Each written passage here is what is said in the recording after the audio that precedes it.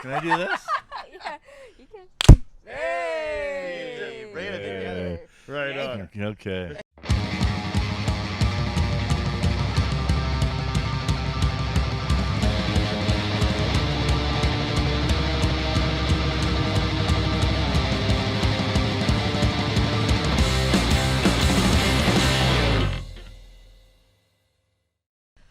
Welcome back to Show Me Yours podcast with Jackie and Jonny. I'm Jackie Agnew. I'm Jonny DeVito. And I'm Ty Boissano. You're goddamn right. And hey, you might notice something's a little different. We are in beautiful Vernon. You can see the lovely Kalamalka Lake right behind us. Absolutely. And hey, I bet you're wondering, who's that fella sitting? Who's this stud here to my Very left? Go ahead and say special it. guest Lean today. into it. Who's this oldest guest you've ever had? We are joined by Sir Timothy Agnew. Let's go, BDT himself. BDT. BDT. All right. And that maybe known or unknown to the users that both Jackie and I share the same last name. Oh, Yeah, yes, yeah, yes. yeah. No There's relation. Yeah. No relation. Completely coincidence. But yeah, this is my father. And this has been a long time coming. We wanted to come on the podcast for a while now. Yes. A passionate man with things to say. You know what I mean? And a topic, an area of expertise, if I do say so I myself. set the careful on that bar there, right? Well, I'm not going to say expertise. Okay, so expertise can define itself in many different ways, I think. In a level of, for me, it's like fandom and the levels that you're willing to go to dive further into the thing that you love. And I feel like you've been on the train of this man today, obviously. If you haven't, if you can't tell by the title of the thing that you clicked on, viewers, today we were discussing Bob Dylan. Yes. Yeah. And an array. Nobody's ever brought in 2 albums before. No one has been allowed to bring in 2 That's albums. Ooh, I Yeah. feel- Yeah. I To be definitely fair, feel we were told. There wasn't a lot of options given there. You guys guys got all want my this backdrop. You got all You're my gonna have to- director. You got Yeah, my we director were like, notes, okay. right? Yeah. Well, I have to say I'm very pleased and honored to be on your podcast. Oh, Oh. man. I've Are you been kidding me? listening to it, but I also this is great. So to be just a part of it with you guys is awesome, but also I have a selfish motivation as well, and that is whenever growing up and even at my home life, and even for a while with my lovely children, whom I love very much. Whenever I would either talk about Dylan or put Dylan on, it was shut up, turn that expletive off. Can we put on some, I don't know, Doobie Brothers or something? That's the complete I'd like to different save. off. Like, Yeah. that's the opposite thing Not of no what Dylan. I was dealing with because my mom, everybody was yelling at me to turn that shit off. There was never a collective. You know Okay, what well, I mean? So actually makes that's- me feel better because That's interesting. but again, and likewise, you have stuck to your roots, right? The things that you're yeah, passionate absolutely, about. absolutely. Yeah, and but here's the thing too, and I will say this right off the beginning. One of the most satisfying things for me is that I have, and there's all sorts of anti-Dylan fans in the world for whatever reason. Oh, yeah. But what I can say to you, and this will come up in our conversation, is I've been to many Bob Dylan concerts over the years, and in fact, I've seen Bob Dylan in 5 different decades. Jesus. The only one I haven't seen him in is the one we're currently in. But the most I satisfying. feel like that's Oh, doable. yeah. He's still, it he's is. still Oh, active. yes. We saw him, I guess that was, 2016. Yeah, I saw him with the Decade. Queenie, I think, around that You time. Oh, saw wow. him in 2017. with 2017, me, right, yes, 2017. which is another high point for me, and I'll get into that as well.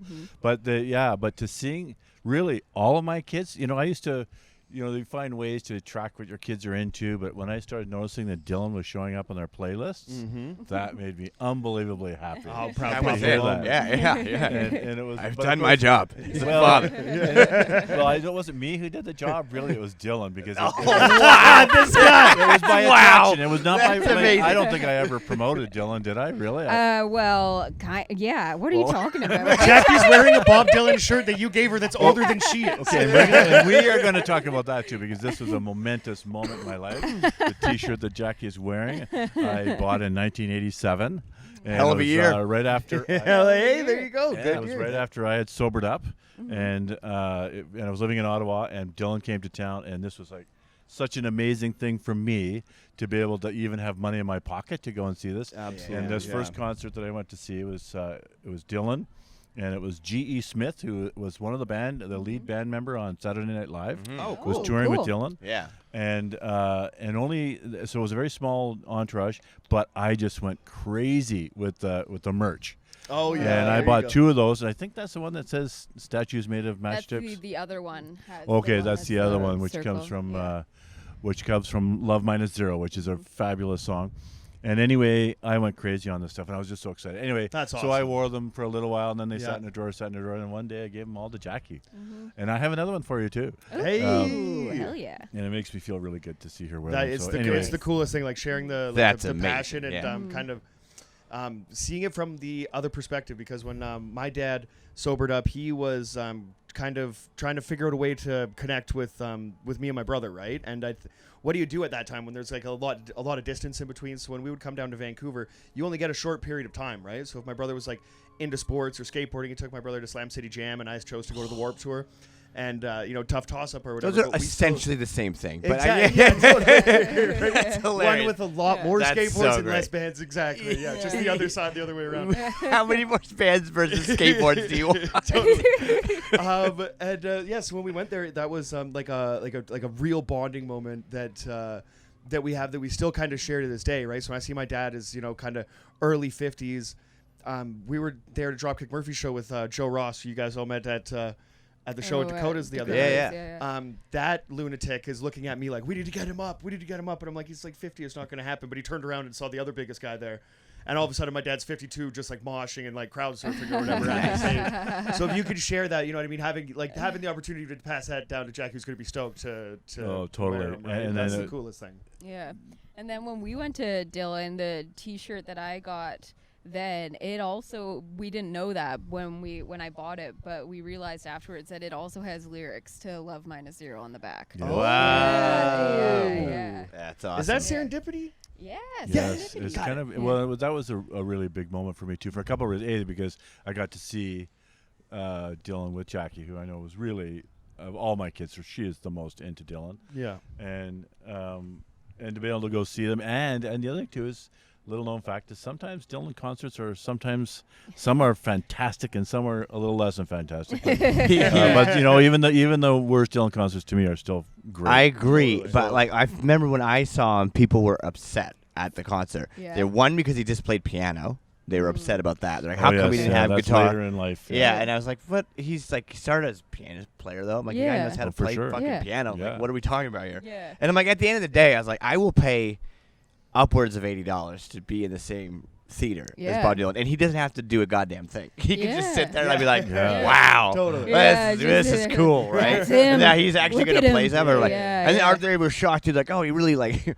He switched up the songs, like they weren't He how the does. record. I'm like, yeah, that's Yeah, what of he course. does. Because He's Exactly been what he like does. for his whole career, he's just been known to like switch it. Oh, you're getting 'cause used to the this. record's Watch from, me do like, this. 50 He's years just ago. playing Like, like that's the weird thing of fandom, that you kind of like it doesn't belong to Bob Dylan anymore. You feel like that song is yours, right? But if that Yeah. guy's been playing that song for in 5 different decades, Yeah. imagine like Oh, and if man. you're that Yeah. talented, why to Yeah. expect him not to switch it up would be It was unreal. Yeah. The band he was Yeah. with was so great too. Like, yeah. Yeah. He's when always we gonna have saw him, amazing he players, had too. a great band. Yeah, of course. Yeah. His and he's been touring with that band even today, right? He's same Wow. core group, right? And they are really fantastic. How often are they getting out there? Because he's got to be up in age at this point. He's How like old is Bob? 81. I'm gonna say 81 now. Yeah, he's up there. And I check it out every now and again, and we kind of think, well, maybe we can go. We looked at it last summer. He was in Europe, but there was still sort of COVID concerns, so it would have been a bit of a roll of the dice. Yeah.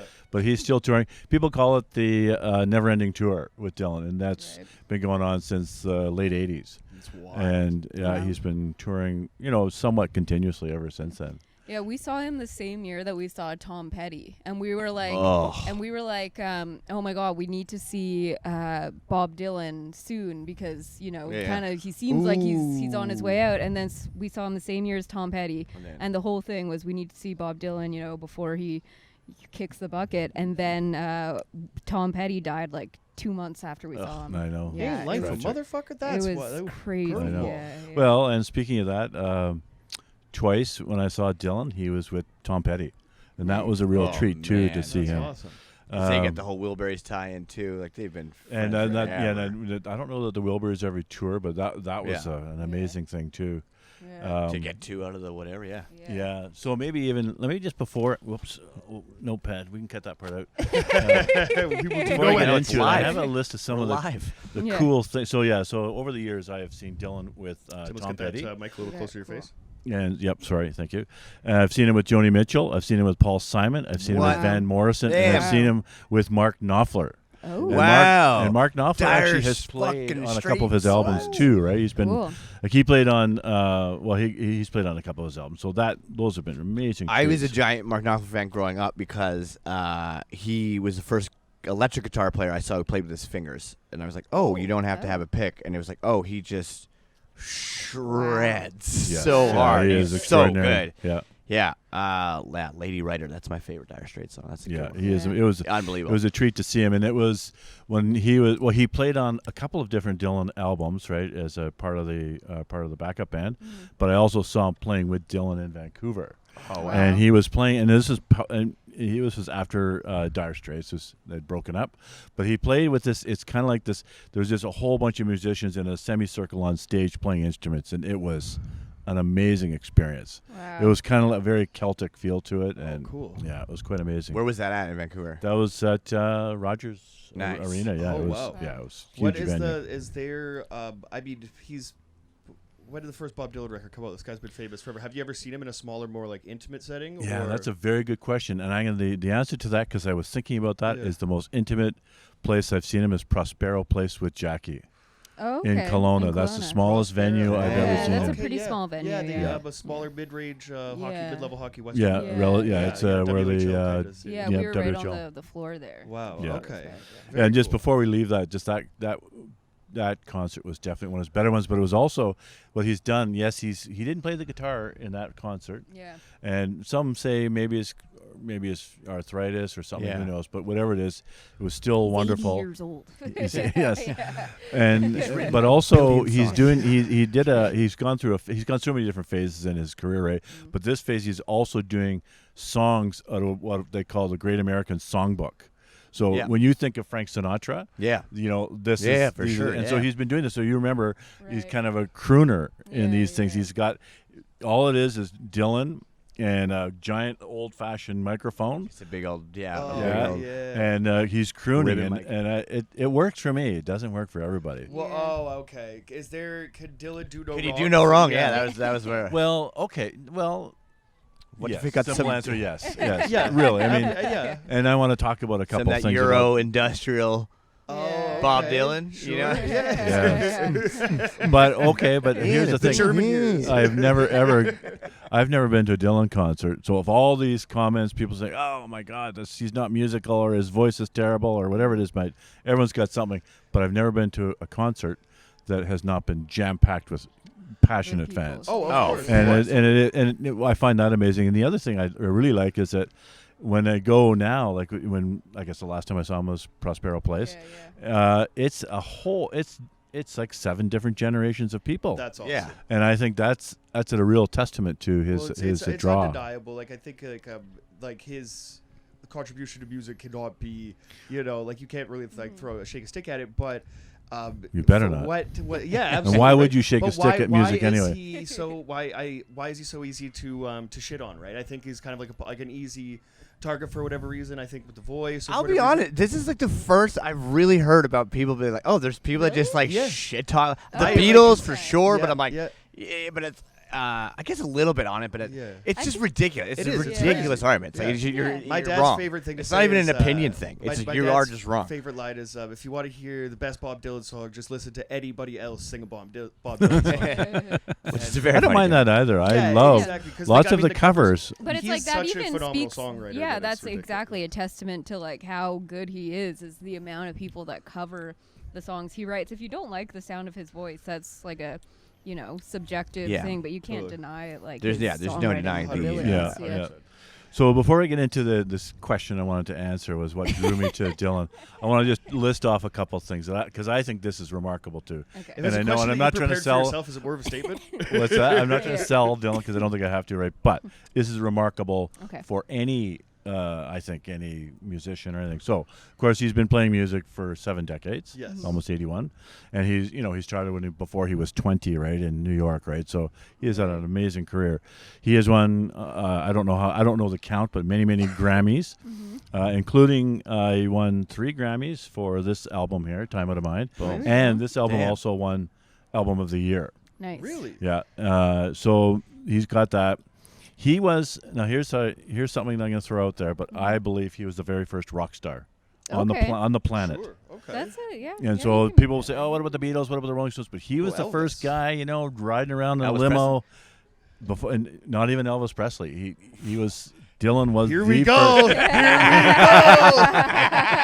No. Okay, you guys are gonna have to unpack this because this is. Gonna be Well, I don't know if we. I didn't want to say this earlier, but I know that you're a Toronto Maple Leafs fan, and I'm a Habs fan. This is gonna be fantastic. I We don't know. on the we dance don't We're wanna floor. go having there. such a good time. I know Elvis Yeah. and the Dylan, the Habs and the Leafs. What are we gonna do? Oh, Tim? we can. It's okay to disagree. Yeah. Well, But we could actually. I think it would be fair to give you a chance to prepare yourself, and we should have that debate. Dylan as the Do it first live. rock star.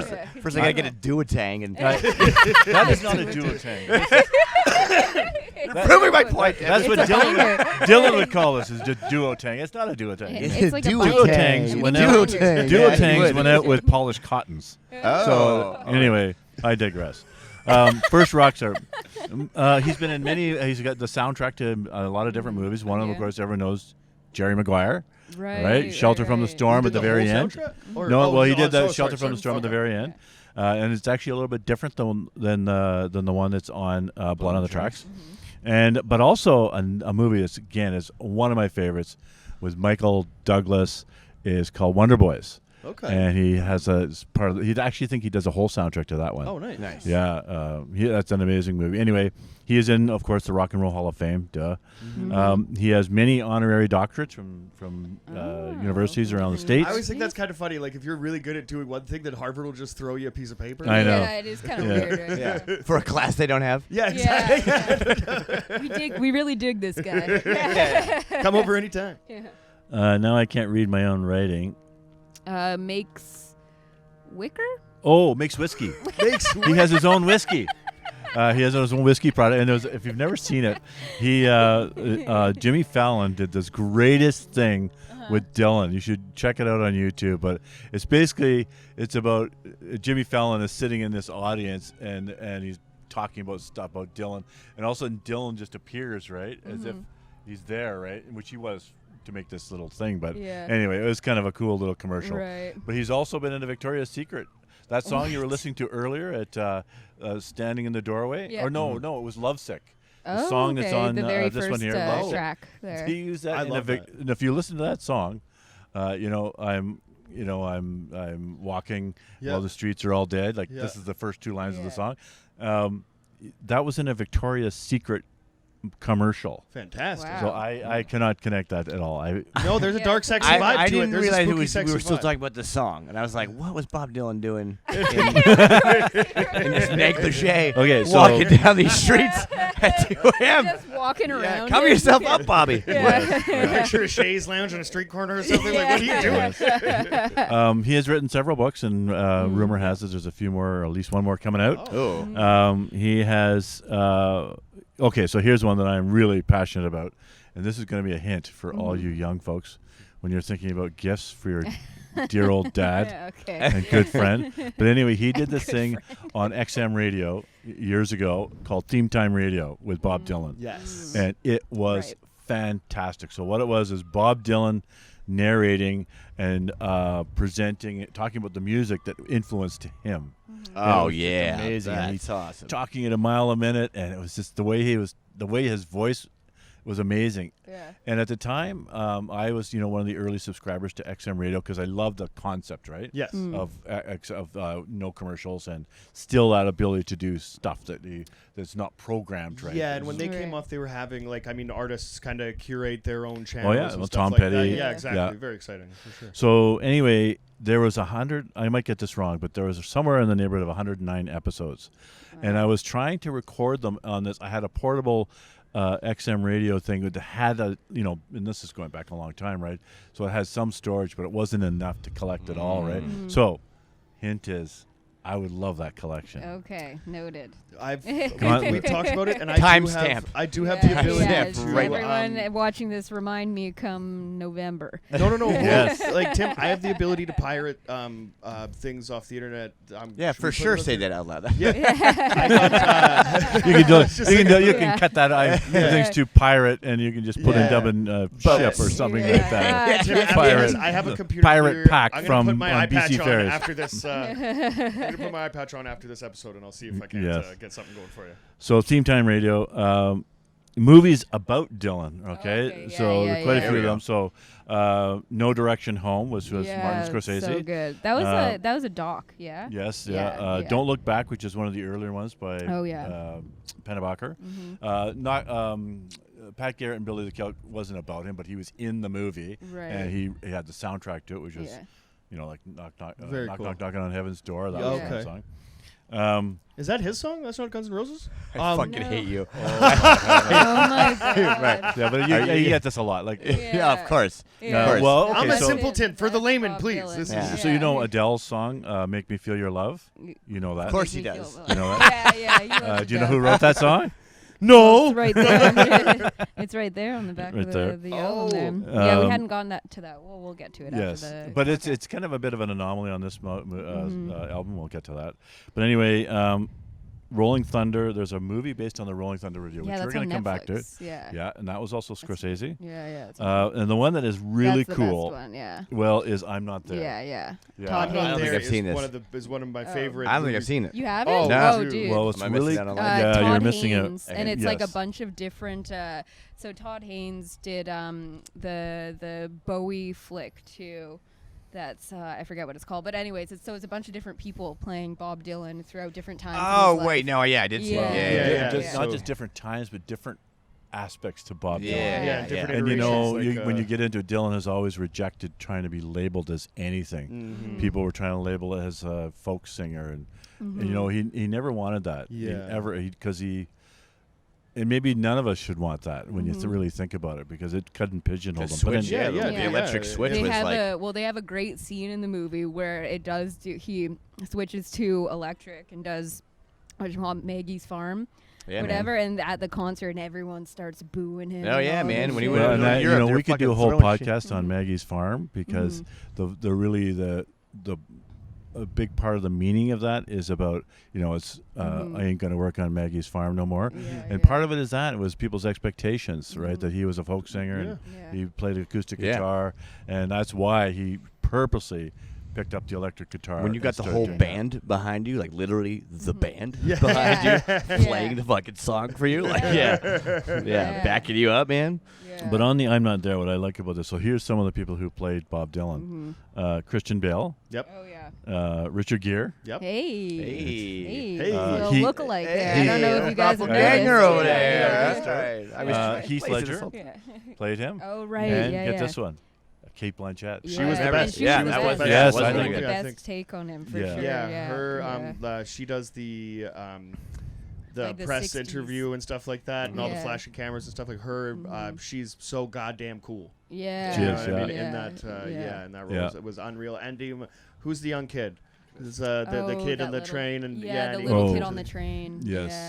There's a few names that because like This Machine Kills Fascists is one of the things that like has definitely like been adopted by by punks and definitely right. That was kind of I saw it at the right time when I was a youngster. Very very cool. That's probably what drove me to Dylan. It's a great that movie. I think. Yes. Well, that's it's interesting listening to various podcasts, because there's so much stuff out there. But I started listening to one podcast a couple of years ago, and I actually re-listened to a bunch of it on the ride back to Vancouver Island, and it's so good, right? And what I really like is when people talk about what it is that drew you, and it's all different age groups, right, and all different reasons, and it's kind of a cool question. But the last thing I wanted to mention about Bob Dylan, and I'm sure you all know this, but he also won a Nobel Prize. Right. And so for literature. Oh, nice. Yeah. And so again, and people were, of course, got on their high horse about that too. But anyway, and I think I've missed a few too. But an extraordinary list of accomplishments, right? I Yeah. think. Absolutely. Oh yeah, I think it's undeniable. And a tremendous body of work too while he's at it. Like how many man. albums? If you scroll through his Spotify, it's like It's It's 39. It's overwhelming for like even for I probably was trying to dive into it maybe in like the or like, the early late 2000s maybe something like that, and yeah, it was. I didn't necessarily like know where to start. Now I think like the few that like I picked up on or whatever, the ones that are like a little bit more classic, maybe greatest hits or something like that, but they were all the old kind of folky stuff. What I heard today on Time Out of Mind was something that I did not expect. And like how many I think later Dylan years would probably be better suited for you. Interesting, there. very interesting. Yeah. Yeah. So, now you want to get serious now? Okay, right, yeah, let's get serious. Let's get I want to serious. go back to Elvis first. Dylan. I want to break the years down. I want to see what's up. Shut up. That's Why are right. you trying to drive them apart? Really? You're almost going to get my next spare Dylan T-shirt. Hey. You just screwed it up, Scrawny. You put it on, and he wrote "Elvis sucks" on the back. No idea. Exactly. Yeah. Well, Don't do it, sir. That's the thing. I'll give you this tidbit. I've gone to see the Elvis movie twice now. It's horrible. Oh, It's oh, terrible. It's Tom Hanks. fantastic. Oh, It is here we go. fantastic. How Here dare we you, go. sir? How dare you? Tom Hanks, that's Tom Hanks' worst role. Well, he's playing a role. Let's be honest. He's playing a role of a bit of a villain, and Yeah, so you but can't like- you can't dislike a guy because he plays a role so well. No. I can dislike it because he played it so horrible. Oh, We I've seen the all whole series. Ty versus Did Rabby Tim. put you up to this? Ty v. Tim. Did Rabby put you up to this? I see you, Kana. I see. Ty versus Tim. It's Ty coming. versus Tim. I Yeah, didn't want yeah. it to end out this way. Like we have like kind of like a fun ball busting, kind of like a little antagonism back and forth Oh, or yeah. whatever. But I didn't realize like you guys actually know what you're talking about, so it doesn't have to be violent. You know what's No, funny? we are agreeing on our Yeah. on the Well, love of Dylan. So now we've identified three. That's why he gets the already. Nobel Peace Prize. You see, he's bringing these guys There we together. go. Yeah. You know what's No, for funny? literature, it wasn't for peace. On Wednesday when Justin came out to the show there, he ordered spaghetti, and he was twirling it. He was twirling it. so yeah. Twirling there it you like go. a See, member See, of but society. I'm pretty sure I've apologized for my behavior. Have I not? We've gone past it. You know, we've really. But did I not? Did I apologize or not? You absolutely did. Yeah, Yeah, you okay. absolutely Okay. did. What We called the happened? ceasefire. So, You wait. Time. You mistreated pasta in front of the I Italian. did. Oh Exactly. no. I He cut cut it spaghetti and I in front didn't of him. twirl it. Okay. So cut it Yeah, with a fork and because knife. it makes sense. to cut it. Okay.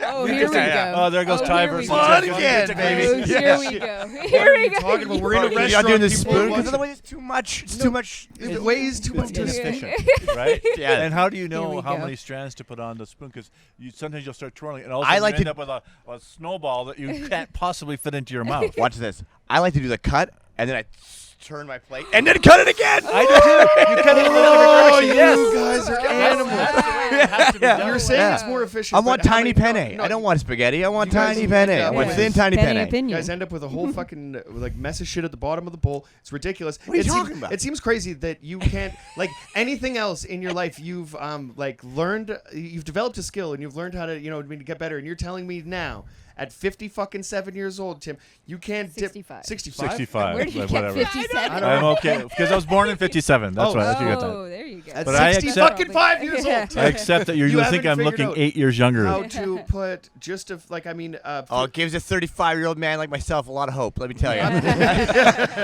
Yeah, I love It it. drives me crazy. I'm just saying, like, if I saw somebody else doing it and I didn't know them, I would want to smash the entire bowl into their face. I'm looking at you.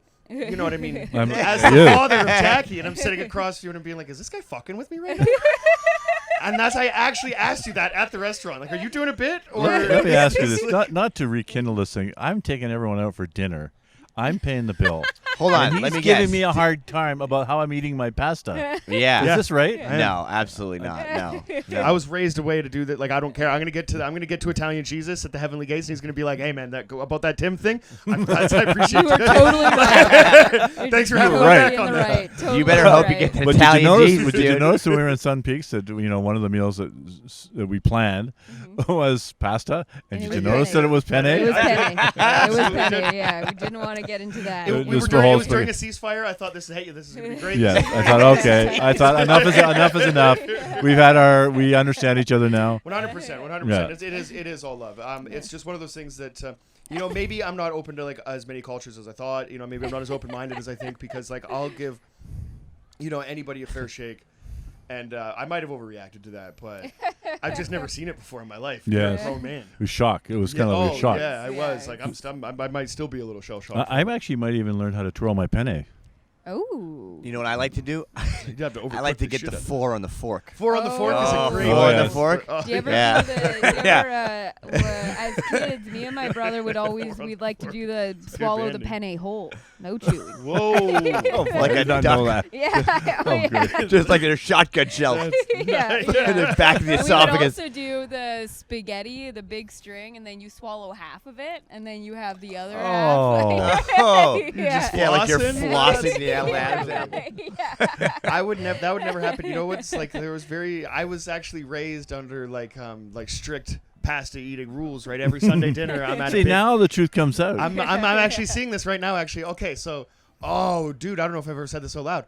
This is something that I remember very specifically. My nonna makes she used to make the greatest sauce in the world. Right, so you're having big family dinner. Everything is going well, and I'm twirling some spaghetti, and I got a dinner roll in my hand, right? Nice little buttered piece of bread, and I put the pecs. You can eat meatball on the bread, But you at can't my eat the grandparents' house. pasta. Yeah. You can't put pasta on the bread because Oh. my uncle looks across the table and he's like, "What the fuck are you doing?" And then it just turned into this thing, and no. I was actually reprimanded. They got mad at me. Oh, no. Oh, yeah. Dinner manners, no elbows on the table. I don't know what the thing was. Yeah, we always But had no elbows on the Yeah, table. but he did that, Oh, and we then didn't I had have to any of that. wait till 5 minutes later or something, where somebody was putting a meatball on a piece of bread, and then I had to approach it very gingerly or whatever before I did that. So maybe I was raised You get under some pasta PTSD. pasta Pasta dictatorship. We Yeah. had That's what it stands for. no dinner manners kind of rules at all. It was pretty much a free for all. Oh, I And can tell. and the reason is because I was brought up with such strict rules. You like eating in front of the TV, eating on anything but a dining room table, putting your elbows on the table. Elbows on the table annoyed the shit out of me. Out of Yes, all of well, them, I was like, but this also is forcing kids to eat you can't leave the table till you finish your Yeah. peas. Also, Say my Grace has to be grandparents were excused so even to go to the bathroom? even when you're finished, you put your knife and fork on a diagonal? at Yep. 11 and 5 yeah, o'clock, yeah. right? Together, right? Yep. And there's that. But also, I remember once when I Signifies was that at you're my done. grandmother's place, I dared to. I was eating, and I stopped eating and was talking to my grandfather, and I had my knife and fork in the air. Oh. And that was a no-no too. Oh, These are- that's these are crazy. Scars. 'Cause if that- you have to We get even if you never- really have to give somebody one of those or whatever, if you're really getting into it, you could be cutting a steak or something like that. You're pointing the knife across the table. Who you doesn't really- like a good fork point, too? Get out of I'm here. very fork heavy Oh, today, yeah. by the way. Very I'm very fork fork heavy, heavy. Yeah. We didn't even ever. Oh, you got this? yeah, You know what? 100%. I love that. Me and Kelly Same thing didn't with realize until we were older is that we also never learned to change hands when you're cutting. We cut with the knife in the left hand and just keep it all. Fork stays in the right the whole time. Oh yeah, we taught you that, but you were sick that night. My fork stays in the You left. were absent. Well, you're left-handed. Cut aren't my you? right. Oh. Yeah. Yeah, that's yeah, right. yeah. But I think that I'm pretty. yeah, depending we on what it noticed calls at for, some I get point it when we there. were older, we noticed that everyone switches to cut and then switches back to eat, but we never. What? Really? Yeah. A lot of people. Wild. Yeah. I get confused sometimes because I've never had this Yeah. conversation, so I just didn't Yeah. know if I was the only weird person that does Yeah. that. 'Cause sometimes I just No, get no, I think confused that's to be the like, norm. Oh, man, you just kept that in your whole life? yeah, You're just, I don't want to admit that I'm the weirdo Yeah. who switches I've admitted No, I to think every that's the meal with norm. people is just, I got to make a switch real quick. Yeah. I had to admit that Buddy You're at the beginning of the Queen, the beginning of every Queen fucking verse and We Will Rock You or whatever. Buddy You're Yeah. I didn't realize that it was Buddy You're or whatever, Yeah. so I just said that Buddy You're that's a weird fucking Yeah. I don't even know what that means. My buddy's just like, Buddy, you're a fucking idiot. And, Yeah, so since then I've been keeping stuff pretty tight to the chest. So before I answer this question, I just want to throw something out there for discussion, right? Because it forms the foundation of what I'm going to say. So I love it. And here's a question for everybody here. Is why do you listen to music? And I'm going to say, I'm going to answer my own question before I even let you. Of course. So sometimes you do it to make yourself happy, right? Yep. You want to lift yourself up. Yep. Sometimes I think you're feeling sad and you want to almost, I don't know what you call it. You don't want to make yourself sadder per se. Sometimes you want to stay but in it, though. but it kind of is. I think sometimes you do it because Relate you want to. something relatable, I guess. If you're sad, you listen to sad music, and you're like, other people have been sad before. Totally. Yes. Sometimes I think you do it because you want to dance. Sure. Just get up and cut some rug, right? Oh yeah. Sometimes I think you do it for nostalgia, and I maybe Big time. but nostalgia reasons, like that to me, Oh, the music totally always takes me back somewhere, right? And I love that. Yeah. I love that reminiscent or whatever it's called. But here's my last one. Okay. And maybe this is debatable, but I think sometimes music shapes who we are. 100%. Oh, yeah. There's no question about that. Okay, so we don't have to do Oh. it. So Big time. that's a Yeah. really important factor for me and Dylan, because I believe, and then so maybe as I keep waxing poetic here, that you'll see that is why I picked these two albums. Yeah. Actually, these two in that order.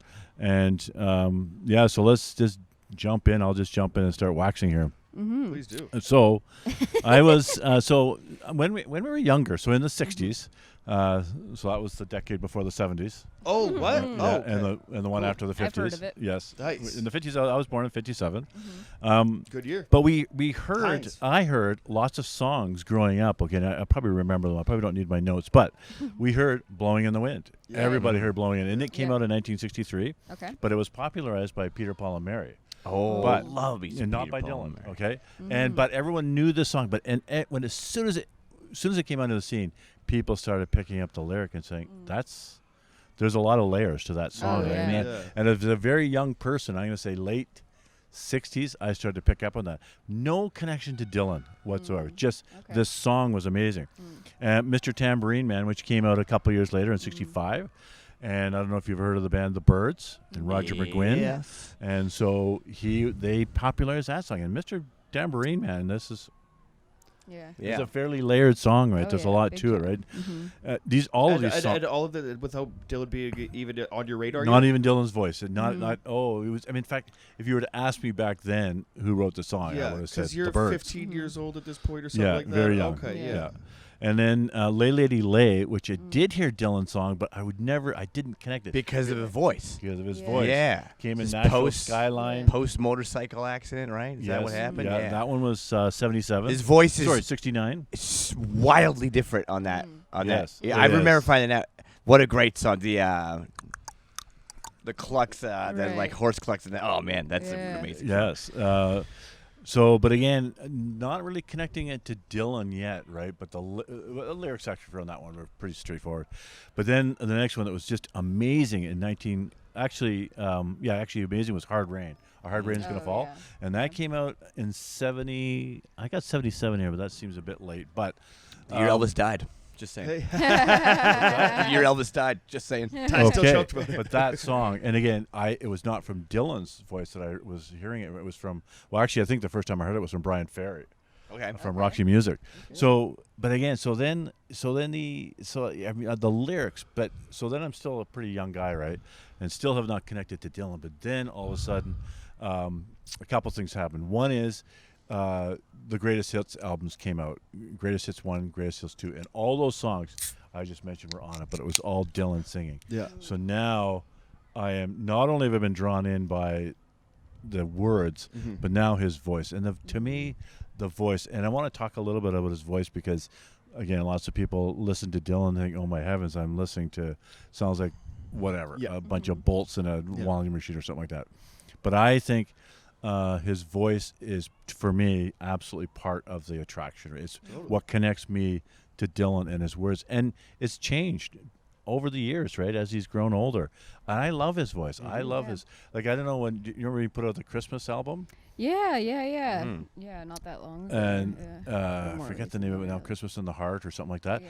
But it was really, people are Yeah. thinking, why are you doing this? But you know, those are folk songs. Those Christmas songs are folk songs. I think there's a lot of the like older kind of any music that I'm not necessarily familiar with. A lot of it can, sound like something else, right? I know enough that I can be, okay, this is in that camp, this is in that camp. And I think that the cool thing about this guy, like the cool thing about him is the voice, I think, or you know what I mean, and the songwriting ability, all that. But there's something that's so uniquely different about him, and that you know what I mean, you have to stand out. And I think even in that folk scene that he was a part of before getting out of it or whatever, you know what I mean, right?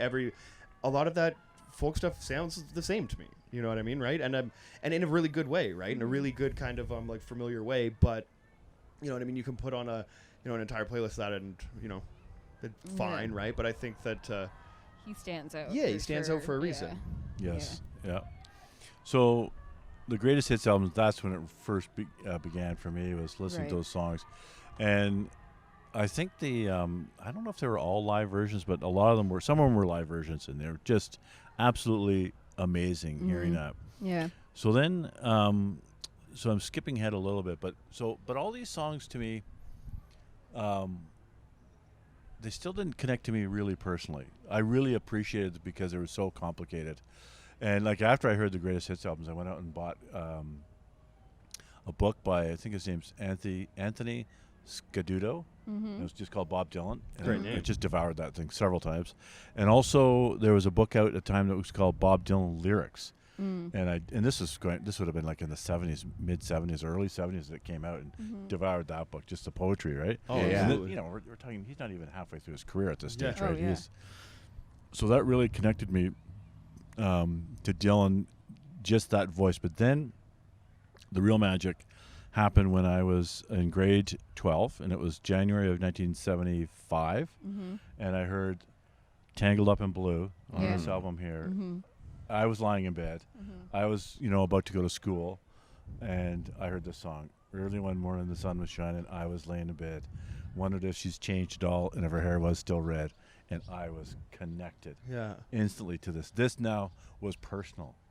And so that's what really, all these things. That's so cool that That's you awesome. can pinpoint that moment. That is so awesome. There's something interesting about like your memory or whatever, where how certain things will trigger it. I think that like smell and taste and all that stuff will kind of take you back or whatever. But like for the music lover, like that moment that it gave you those goosebumps, and you can like really picture that, right? I think that's amazing. By hearing that music, you then taste and hear all the other things that went along with that. Yeah, like, to me, you know what I mean? Where I'm like, I remember like a meal, but I'm like, I don't necessarily remember every other thing about it, what was playing. But I'll remember what song was playing, what meal I had. Yeah, absolutely.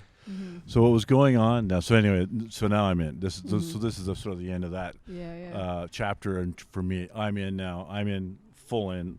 No going back. Yeah. There was no, like you said, he can do no wrong, and I was definitely that way from that point on, right? Because everything so then I just started working my way backwards, saying, wow, this is amazing. And then all these Blonde on Blonde and Another Side of Bob Dylan and Freewheelin' Bob Dylan, I just devoured that stuff and just loved it. So now and then later on that year too was interesting too, because the very first concert I ever saw was the Rolling Thunder Review, and it came to Toronto. So this is now. So when I heard Blood on the Tracks, it was early '75. Later that year, he released Desire. Okay. And then he He came to Toronto, the Rolling Thunder Review, and that's that was amazing. That was my first time to ever hear him, and I was just blown away. And I believe he did an acoustic set, and then he did a electric set, starting with Maggie's Farm, right? Wow. But also at that concert was like any one of these people I would have seen. It was Gordon Lightfoot was there, Joni Mitchell was there, Roger McGuinn was there from the Byrds. Scarlett Rivera, the violin on some of the music he played off Desire, off Hurricane. Yeah. Do you remember that song, Hurricane? Was there? Rambling Jack Elliott, who's Bob Newworth. So these names. Whoa, we never thought wind would happen. It's all good. Oh boy. Maybe we don't need the albums anymore. Is that possible? Yeah, we can lay them down. Yeah, I think Luckily, somehow that spill missed everything though. It was important. Yeah. I don't know. There's a corner of these notes. We're all right. A little We're all right. splash on the- no, it didn't get the album. Of, It me, just off got my the corner. duotang? Of your duotang. Oh, my hands. What's going to... The duotang. That went out with, what did you say, Polish what? What? What did you say it went out with? You said duotangs went out with. Polished cottons. Polish cottons. Sorry, I heard my grandfather in my head going, Polish cottons, they're terrible. I hate the Polish cottons. No. Are we pausing? I don't know. You just left. Yeah, he did, yeah. Johnny's pausing. We can continue. Well, I'll wait till he comes back. He's just grabbing some refreshment. Yeah. Oh, because we spilled it.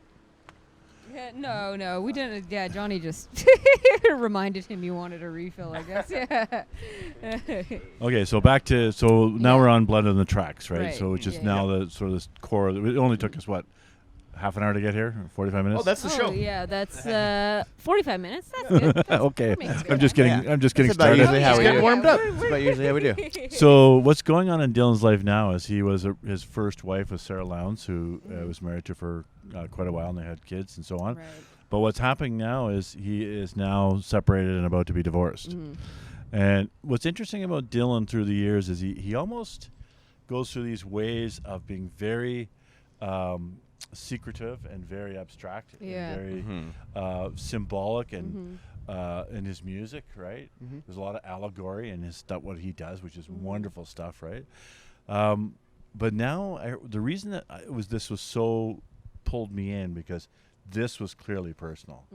This was devastating. And when you look at, I actually did, and I'll see if I can find my notes here, but everyone's got a theory about this. But anyway, it's so clear that the music that you're listening to here, like Buckets of Rain and Shelter from the Storm and Tangled Up in Blue and Lily Rosemary and the Jack Hearts. I love that song. That song it is, really but good, that's like a movie. That song is like a little totally. mini movie. That's the same with similar to Visions of Johanna on Yes. Blonde on Blonde. I think that's the record it's on. That fucking song is. Yeah, there's very tons much like a movie, yeah. Oh my It- god, it there's is, so yeah. much going on in that song. Yeah, so anyway, but here's an interesting story. So he made that album starting in 1974. And obviously it was, so accepted belief is it was because it was a very personal album, which I don't know that Dylan is all that comfortable with, right?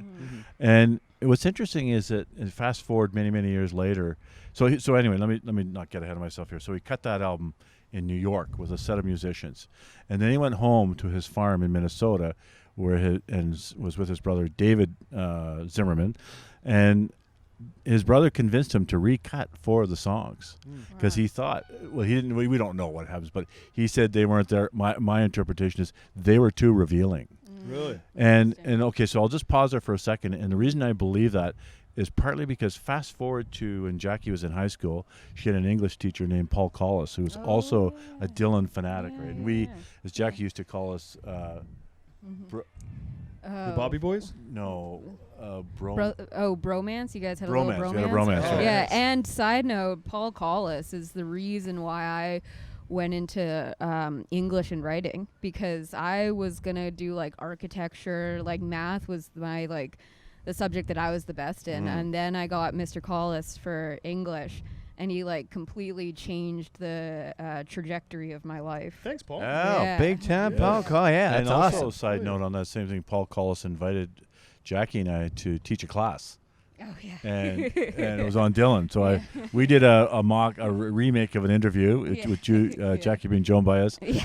And I just rambled on. I was wax poetic Wax with poetic. the You whole guys class. actually did it. We did, That's yeah. awesome. Yeah, so It was kind of. It's worth noting, I was still in high school at the time. So Yes. this was with peers. Yes, I know. Horrifying for you. Which is Yeah. great. Yeah. Quite embarrassing for a 16-year-old Jackie Agnew. Oh, wow. My I'm dad gonna used to teach you. talk Fun with about it. Bob Dylan. I still did it. I still showed up in character. She did. Yeah. My dad would have said he would come in to talk about ZZ Top and then not show. So You anyway, like the grunge, bro? so it came out of one of the things that came out of this was apart from those things we just. It's good. Was that Paul gave me these? You guys need to finish their? Are you okay? It's so ZZ funny, Top. Because There's some- how the time just like the cries of time is just like.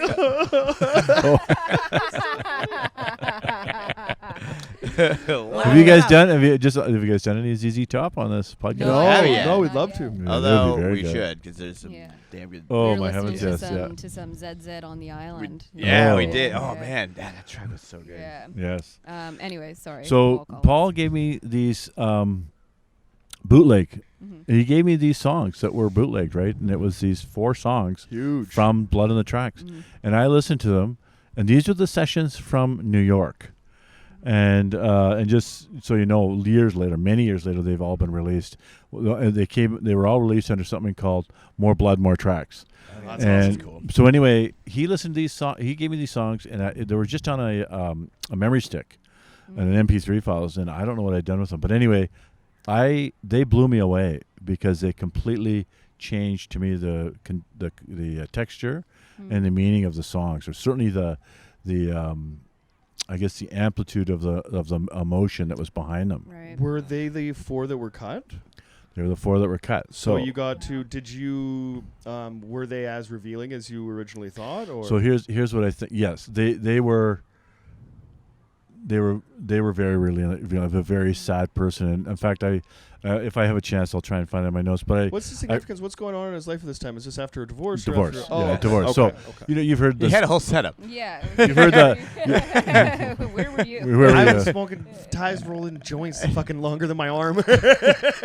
So I did this a little analysis, which is means nothing, right? But everyone has this theory. But I see have you ever heard of the stages of grief? Yeah, Mm-hmm. of course. Yeah. You know, like you're going through denial and then you're Yeah. going through anger. I can equate most of these songs on Blood on the Tracks to the stages of grief. And whatever, it really doesn't matter. Yeah. I have no intention of debating it with anybody. Right. But I think but it's true. Think that's your take on an album that you love. I think that's it's really interesting, especially to really kind of would you say, like, obviously you're a big fan, but if you had to stack them, like let's say like your favorite 10, would Blood on the Tracks be at the top of that list? Favorite 10 albums or favorite 10? Favorite 10 Dylan albums, or Oh yes. yes. Absolutely. So I would put these 2 at the top. Then I do think it's important, right? Because if for a guy with a body of work that spans so long with songs, I'm sure, about any topic under the sun, that you can think about or whatever. If the ones that you kind of connect with are like the ones about heartbreak and stuff like that, Yeah. then I think So how? I think your opinion's valid there. How old would you have been when you first heard Blood on the Tracks? Then. I would have been 18. Wild. So this would have been after your dad passed. That's my dad passed Okay. away. Oh my So goodness. there's Huge. a huge part of it. Monumental. Yeah.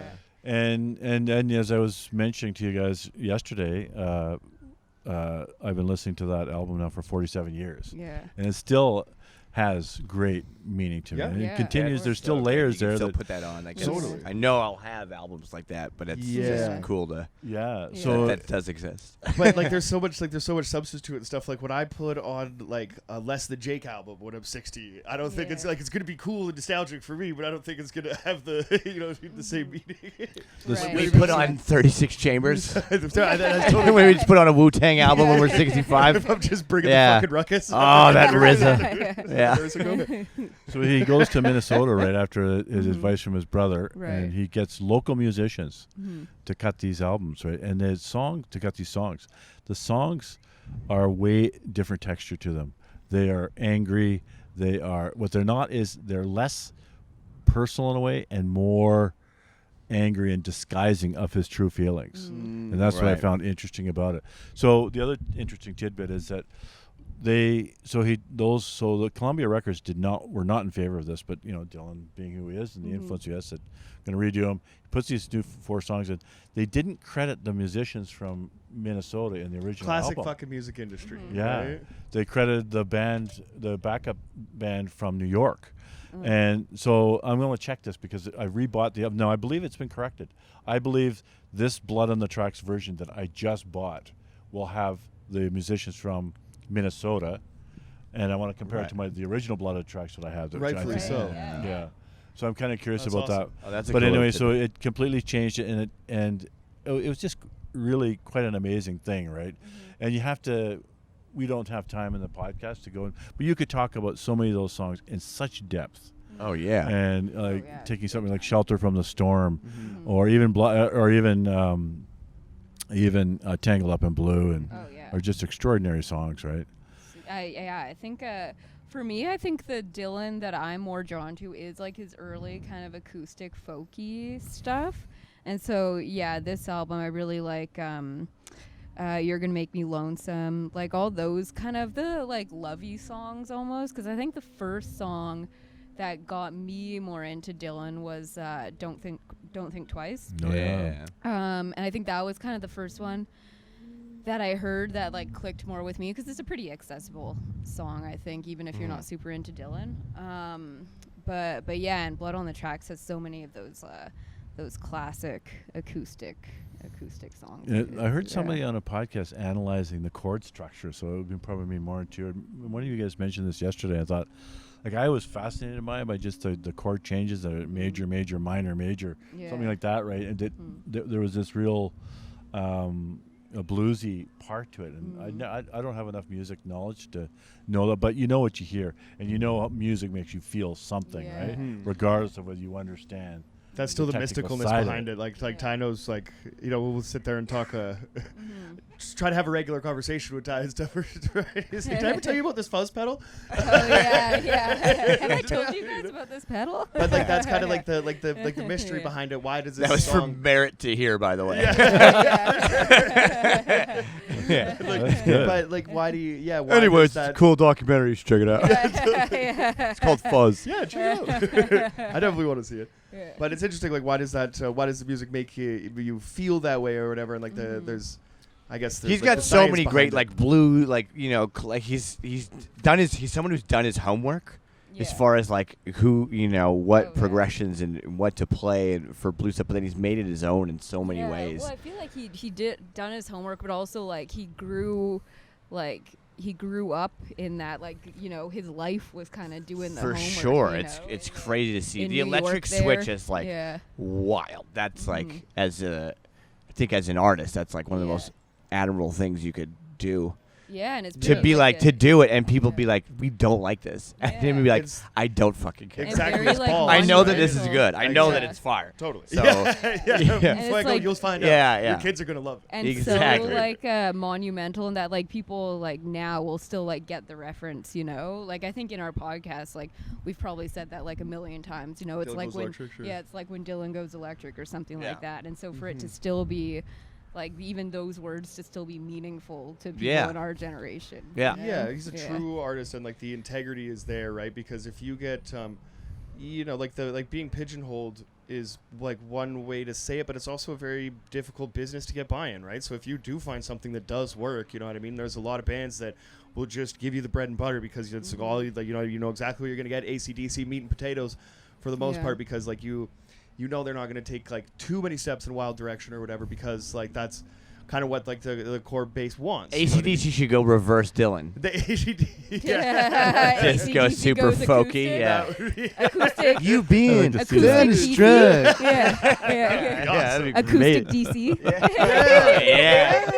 It's just DC. It's just DC. Battery powered only. That would be very good to hear that. I always wanted to have a Meatloaf cover band called Pork Loin, and we were just an acoustic band. There's a death metal band, Cannibal Corpse, and there's an acoustic band that covers them called Acoustic Corpse. And they're fantastic. If you want to go check out I Come Blood, it's wild. The other interesting thing too around Dylan is looking at what else was going on. I mean, Dylan is not I've met people. I had this one guy that I knew, or knew this one guy that I knew, which kind of sounds stupid, but I knew this one guy that I knew. Anyway, he loved Frank Sinatra, and that's all he listened to. We go to his house, and Frank Sinatra. I had to take a trip with him down to Utah once. Long car ride, just Frankie. Car ride. Frank Sinatra. No one else is the Rat Pack even? Can we listen to somebody else? Nope, we're good. We're good with Frank Sinatra. Like, oh my heavens. What an asshole. I think there's a difference, because then I He'll have it his know, way. Like, are you like a music lover at that point? Like, do you even like music, or do you just like this guy? Yeah. Because it's like I definitely. It's not even the best out of the pack. Yeah. If you're not listening to Dean Martin to Denver, I don't know what the fuck you're doing. Because like everyone has their favorites, right? Like in the car ride with me, it's definitely a lot of Chili Peppers, but it's not all Chili Peppers, And so it's like you know, you have your favorites that you listen to all the time, but if you're a music lover, you still will enjoy other things. Well, totally. You know? I think that's like speaking on the meat and potatoes thing, there's a genre of music that I definitely like. Not only love, I identify my personality with. Totally. You know what I mean, or whatever, right? That like time. that's the thing. But like the reason that I do like it or whatever is there is like a basic. I don't know. You can break it down into science or whatever, like how many beats per minute or whatever the case is, right? There's a lightning fast snare drum and you know what I mean, and fucking guitar tone or whatever that I'm like really drawn to. But it's also so accessible that like so many people have done it, and so many people have done it in a great way. And I think that a big thing with Bob Dylan that I can kind of go to is that I'm so lyrically focused in any of the music that I listen to that a lot of times you know what I mean, like cool melodies or chord progressions or even a solo or whatever will slip completely by me because I'm so like lost in my head or whatever, and I kind of listen to music a lot of times to shut that off, and I need somebody to kind of talk at me or tell me a story or whatever, right? And I think with the genre of music that I love, I'm lucky because they kind of live a similar kind of lifestyle or whatever, so the songs kind of feel like, oh shit, that was written for me or about me or whatever, right? And I think that if you can like, you know, find something like that to latch onto, then I mean I'll be listening to it if I'm lucky enough to get to, you know, to break the 6-0. I guarantee you I'll be bumping these jams. Yeah. Well, and that's even the same thing with like why like so much of the reason why I love Chili Peppers is because so much of it is like part of my like life and like personality and you know, friends and all of that. So it all kind of it's more than just the music, you know, like you actually like identify with it like personally. Yeah. It's not just a phase, Dad. Well, I know, and I couldn't agree more. No, because you're into it too, and I think it is really cool to see that level of of fandom, you can call it. It's been called so many you know, things or whatever directed at me, whether you're like a nerd or obsessed or whatever the case is, but like I need to know, you know, where this album was recorded if I love it, or like the stories behind it, or who's credited on the album and who shouldn't be, and you know what I mean. Like so, like this conversation is fascinating, just with the generational gap, but the same kind of love for what we. I think I take some credit for Jackie loving the Red Hot Chili Peppers. Oh yeah, because I was. You could take a credit for Jackie. Really, actually existed. Yeah, really. I never thought of it that way. I don't know if you know how this works, but nice moves. I'm gonna know birds and bees situation with you here, but we get a deep conversation about sobriety, right? And in realizing that not for sobriety, right? This young lady would not be here. But that's another story. There we go. Oh yeah. So moving along. If it wasn't for insobriety, we would. I know. I don't want to go.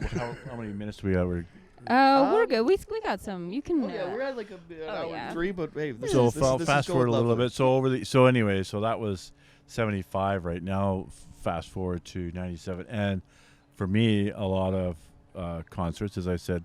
Many in each decade, right? Not that the decades delineate anything in particular, other than just a milestone, right? So, and including the one I mentioned in '87, which was very important to me, right? And not only like milestones in life, and kind of being, you know, putting a button with a Dylan show. You can kind of track your, you know. Do you have a date of like when you stopped in '87? Yes, March the 17th, 1987. St. Patrick's Day. Yes.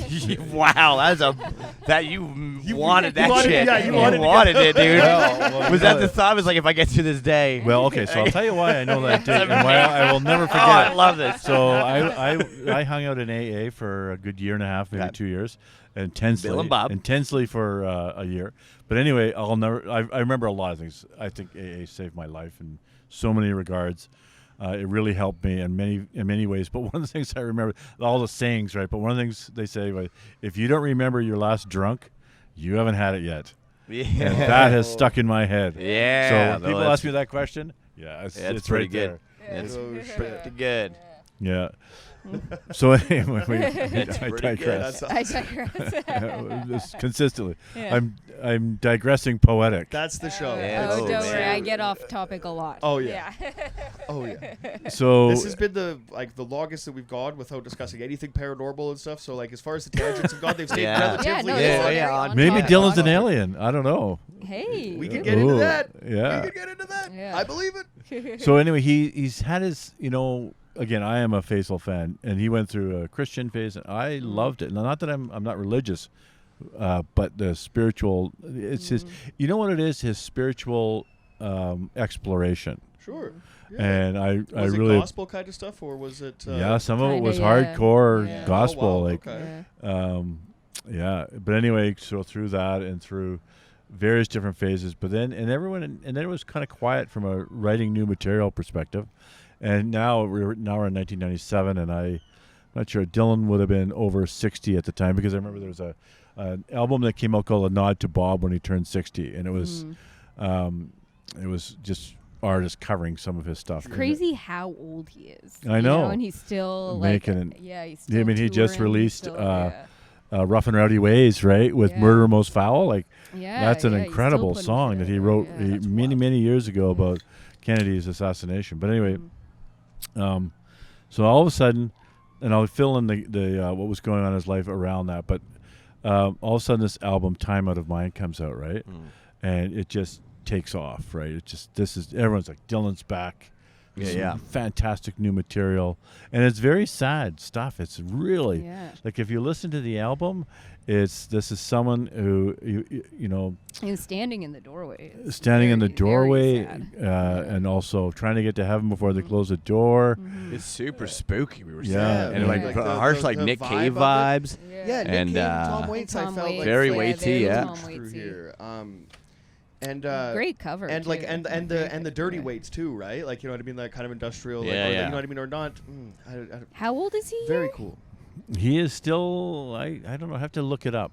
97. But the song that very, very poignant for me is Not Dark Yet, and if you haven't had a chance to listen to that, it's a good one. It's an amazing song, and it's kind of, I don't want to say the word depressing, but it's, you know, did you ever study Shakespeare in high school? Oh, yeah. Not the Shakespeare, I think it was in Hamlet. Taming of the Shrew, I think.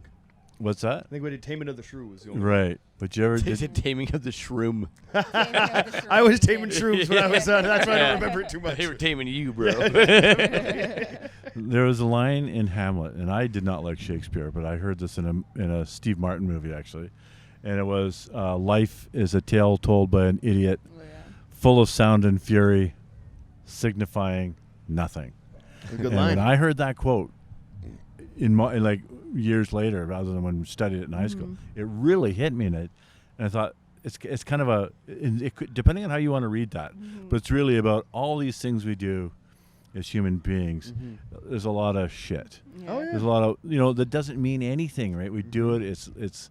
Is that the beginning of L.A. Story when he has a little? It's in the middle of it. Well, I'm not sure if it's in there, but anyway, it's a line in the movie. Yeah. And it really struck me, right? Yeah. As being, but so in a way, the album reflects that, and it's not to say that life is useless. It's about understanding what are the important things. Yeah. And that's what really jolted me. So this is 22 years later after Blood on the Tracks. That's wild. And it hit me at a time when, you know what, and it's kind of awkward because Jackie's sitting here, but you've had kids and you've done these things in your life to earn an income, and all these various things, and you start to think, what does this all mean, right? Yeah, totally. And it doesn't have to be right after Kelly was born. You're like, oh my God, really fucked any up with that last one. Yeah, just toss him the butt. Getting to the point now where it doesn't even seem worth it. Poor Kelly. He never escapes being the butt of one or more jokes. Oh right? man, she's ruthless. But he also sends for Christmas. He sends Jackie the beautiful customized pen that says "Chowder Tits" on it. So he brings it back here. Well, it is kind of though, like, because I know, and I think that's part of the reason why I fucking slay at roasts is because like that is kind of how just we talk in our family, just we shit on each other, but it's all it's out of love. Yeah, like of course. But, yeah. That is definitely the ribbing's the best. The language absolutely. There. Yeah. But I do think that's kind of like life in that sense is like is what you make of. Like there's a lot of people who struggle with like depression and all that stuff, and at the lowest of lows you get to that fucking point where like nothing, like why who gives a shit, like what really matters or whatever, and then you kind of come to that point where there's a great Vonnegut quote. You know what I mean? Life is basically the meaning of life is to like love and be loved. If you know, to whoever's whoever you can or whatever. It's not the actual quote, obviously, but that's the Moulin Rouge quote. The greatest thing you'll ever learn is to love and be loved in return. That's beautiful stuff, right? Yeah. Then I think that in the futility of life, because you could just look up at the sky and be like, we're just specks of stardust floating through space and nothing really matters. But you could take a nihilistic approach, or you could fucking make the best with with what you have or whatever, and realize that you're incredibly lucky to kind of be here, right? So I think everybody's motivation to get up and do something would be a little bit different. But I go through that often. And it's I think that's a really good point too, because rather than making it draw you downwards, to have you reflect on, to really put life into perspective. And totally. So that's really why this album, not that I had these feelings per se, I could connect to with his words really easily. Every nerve in my body is so vacant and numb. I can't even remember what it was I came here to get away from. Yeah, and it kind of it sounds on the surface really depressing, but you start to think about it and you think, perspective, right? Yeah. What was really important here? I getting to the point in my life now where I'm a little bit older, and those songs, the really heavy ones, you know what I mean? At the time when I maybe just heard them and I was an angsty little teenager, I'm bumming and thinking about them in a different way or whatever, right? And I'm getting to the point now where I could be nostalgic about a sad song and know, oh shit, that was, you know what I mean? This really reminds me of that time, and that was really heavy. And what it reminds you of is, how you go through it, right? And I think that that's kind of getting to that point of just being a little bit older and realizing that there's some records that I just had to put away for a long time because that can't come back, right? And a couple of them, they're making their way back, because you can't just turn away good art because it affected you sometime, because that's what fucking art's supposed to do. It's affect you, right? Yeah. It's at its truest form, I think. And I mean, for you to be into it for this fucking long is it's a testament of your loyalty, brand loyalty. If I owned a tobacco company, I'd want you. Yes, I have huge brand loyalty for sure. You know what I mean. But also, you're lucky enough to love an artist that doesn't stop working, and you know what I mean. And it kind of continues to blow you away, fucking when you were 15 years old, all the way to when you're 57. 57, yeah. 57 right. But I was even saying 97 when this comes out to the point where you're a new father or whatever, and it can still, kind of come back and whatever. That's pretty incredible. Yeah. So I think that's. I've waxed a lot of poetry here. Yeah. He's waxed. What an episode. This is amazing. Yeah. This was thank you so much for doing this. This has been great. Thank you for this. Thank you for no one saying shut up. No one turn that off. No. Don't stop talking about Dylan. No, you should have seen our episode with Ravi, and he brought in the Sounds of Springfield Simpsons soundtrack, and he did a track-by-track breakdown. And that was about a 2-hour-long episode. So, thanks for not doing that. Yeah. You're welcome. Yeah. No, but you've been obviously we're doing this little tour thing right now. You've been the most supportive guy of all time, man. We appreciate it. This has been great. So we were stoked that you wanted to come on. Ty's looking for a dad. Yeah. In case you didn't get the hint earlier, laid it on pretty thick, Timmy. Put on some high heels and come over. It's his birthday.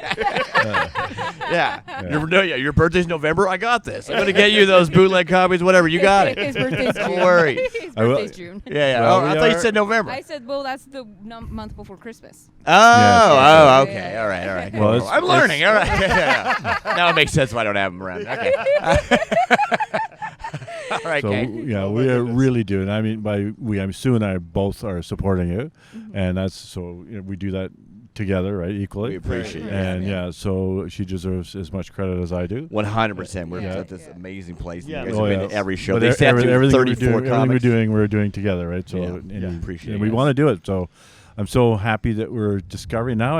Having seen your show last night, just to really digress, I got the business brain going, right? And thinking about how can we get the name out. And I've got lots of ideas. Tim, if you want to be our tour manager, then I would be I think Sue and I would love to be your business free business managers, because we're both business degrees, right? That free part's great. Free, yes. Yeah, I love we're not looking to make any money, but we want to see you guys succeed, because you actually really do have talent. And I really saw that. Well, I've known it, but whenever I talk to people about you guys and what you're doing, I say, you know, obviously I'm biased, but I think they're really good. But you know, I really do think you're good.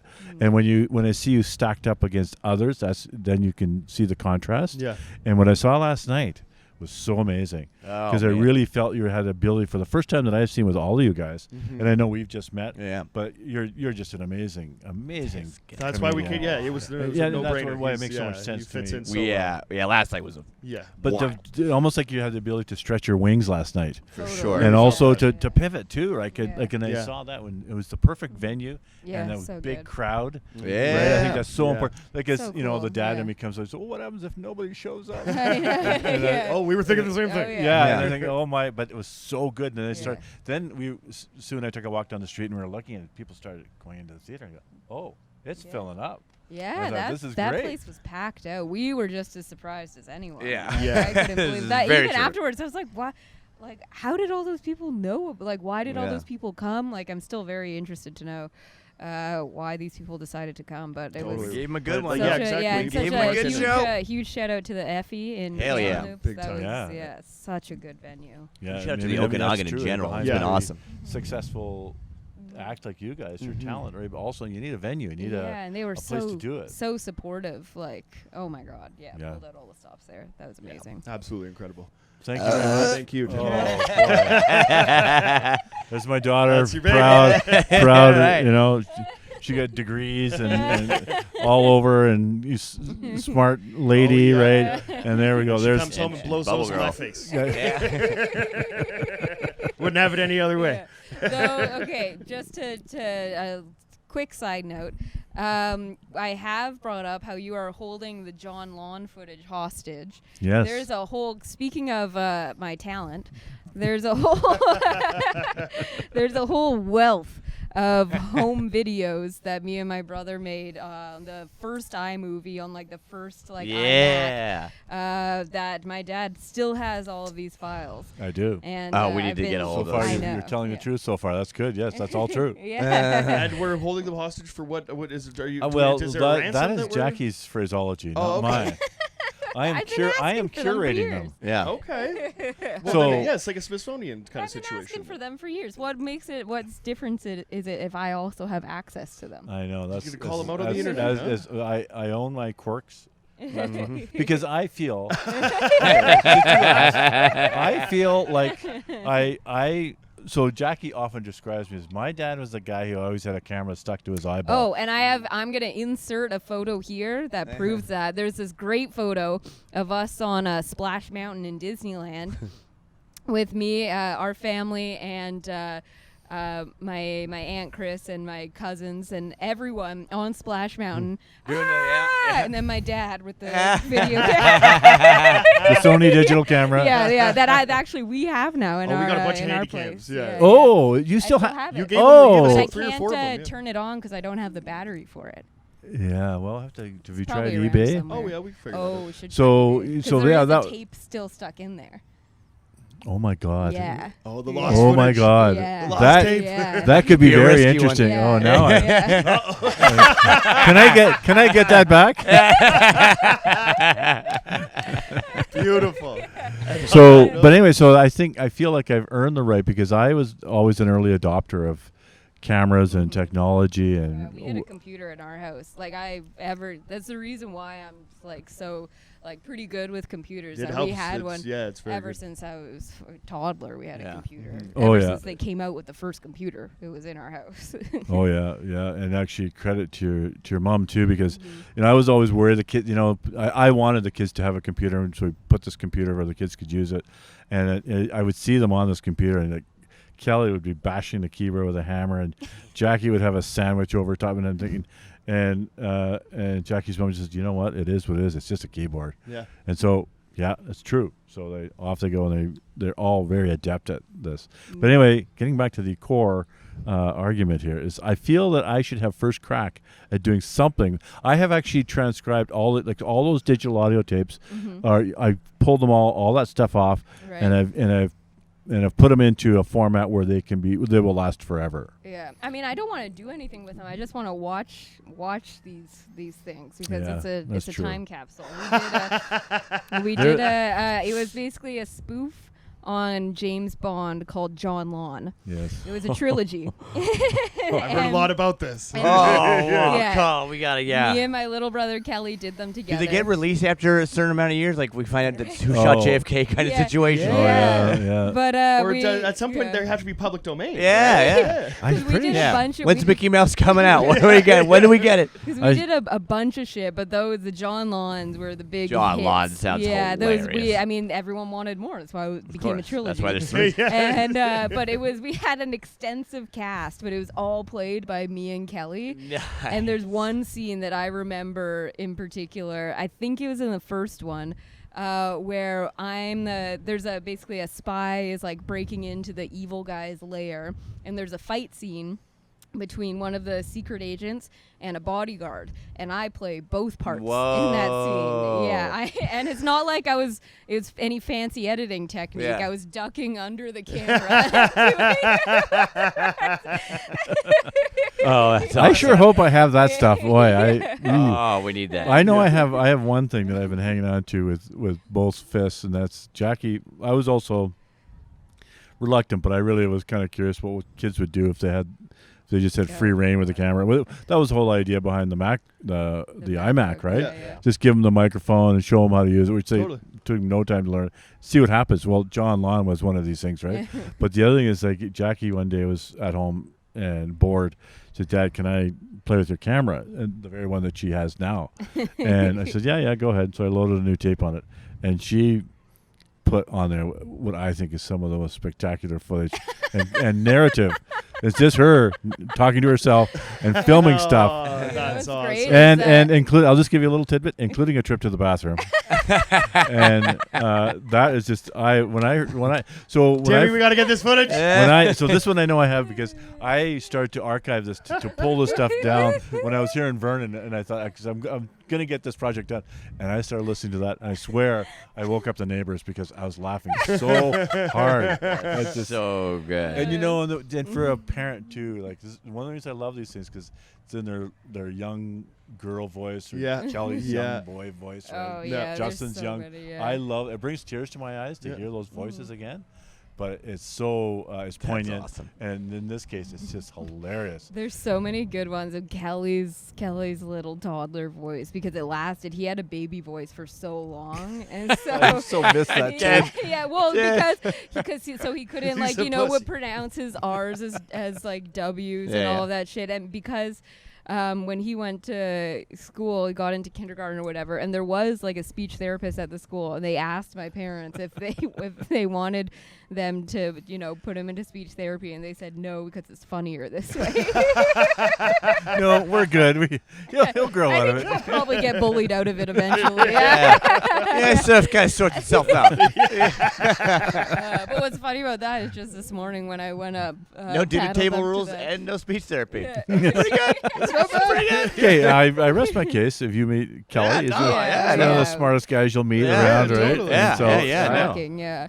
But even just this morning when I paddled up to these guys and Jonny had the GoPro, I like grabbed it from him and started doing that exact thing, filming myself and talking, narrating. I have a recent one too. We hiked on the river trail. Oh, and you narrated the whole thing. There, yeah. I did a whole character for that. the whole hike during COVID. I forget what my name was. Anyways. Yes. Anyway, thank you guys for Thank allowing you, man. me to join you in your activity. I really appreciate it. Yeah, it's fun. This was good. Thank you very much. Thanks for coming on. Yeah. Will you colorize my hair so I look 57? We'll put anything. I want a you big can do that. fro You're tech savvy. Oh yeah. No problem. Oh my. We had that in on one piece. Yeah.